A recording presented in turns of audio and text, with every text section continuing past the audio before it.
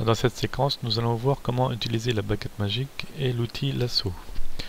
Ici, j'ai déjà sélectionné la baguette magique. Pour ceci, je vais cliquer droit, outil baguette magique. Alors, si je zoome sur ce calque,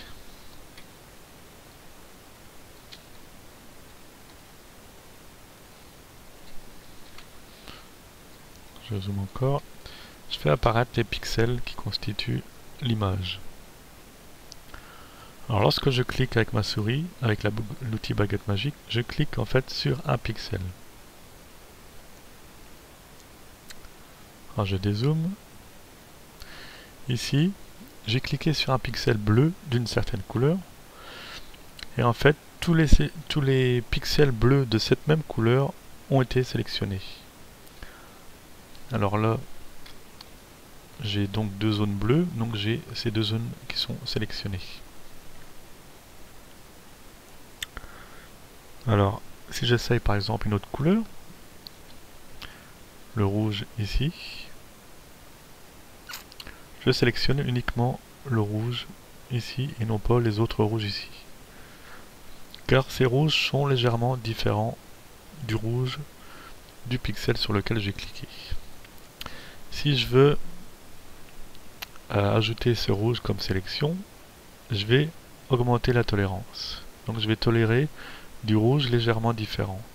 Plus j'augmente la tolérance, plus je pourrais sélectionner de rouge, se rapprochant. Alors là je reviens à 0, je sélectionne ce rouge, et vous voyez je sélectionne aussi ces autres rouges qui sont proches de celui-ci, à 50, une tolérance de 50. Alors bien sûr, si je passe à, mettons, 100, si je sélectionne ce rouge ici, vous voyez, ceci sélectionné. Si je sélectionne ce bleu ici, je sélectionne tout ce bleu, même celui-ci qui est légèrement violet, car la tolérance est élevée.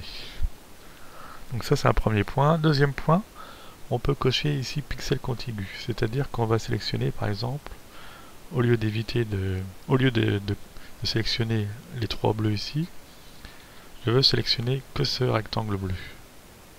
Donc je coche pixel contigu et j'aurai juste ce rectangle sélectionné, car les autres bleus ici ne sont pas contigus au pixel que j'ai sélectionné, c'est-à-dire ils ne sont pas collés ou adjacents. Ensuite, ici on peut changer de position. Par défaut, donc on a une sélection. Ici on peut rajouter une sélection. Donc ici je sélectionne un bleu. Ici je vais pouvoir rajouter une autre couleur, par exemple un vert. Donc j'aurai du bleu et du vert de sélectionner sur tout mon calque. Je peux encore rajouter par exemple un jaune, comme ceci. Je peux ici soustraire une couleur. Je vais soustraire le orange ici, comme ceci. Alors ici, très peu utilisé, l'intersection. Donc en fait, ça va être l'intersection de deux sélections. Alors, par exemple, j'ai sélectionné ici un rectangle. Si je clique sur intersection et si je sélectionne un autre rectangle, je vais avoir l'intersection des deux rectangles. Ici. Donc, très peu utilisé. Alors on va avoir une application. Par exemple, je vais sélectionner la bille ici noire. Donc je retourne sur baguette magique. Je vais mettre une tolérance, on va dire, on va essayer à 20. Ici je mets en sélection. Je clique sur un noir. Donc je sélectionne tous les noirs ici avec une tolérance de 20. Si j'ai mis une tolérance de 40, je vais sélectionner plus de noirs, comme ceci. Ensuite, je peux ajouter ce noir ici. Je zoome, et là je veux rajouter cette zone. Je vais cliquer dessus pour ajouter.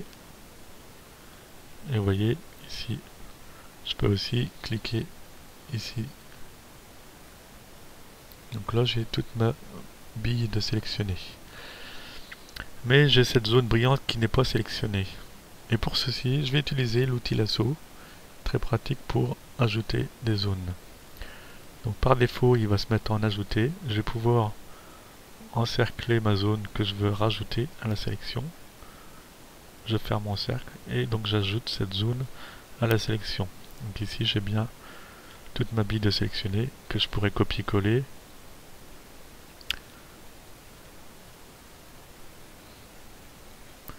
pour en avoir une deuxième par exemple. Je peux aussi, je retourne en arrière, je peux aussi modifier l'apparence de la sélection. Alors ici je rajoute par exemple un réglage de la couleur. Je peux modifier ma couleur ici. Donc la sélection, on va la copier-coller, on va la supprimer, on va modifier son apparence.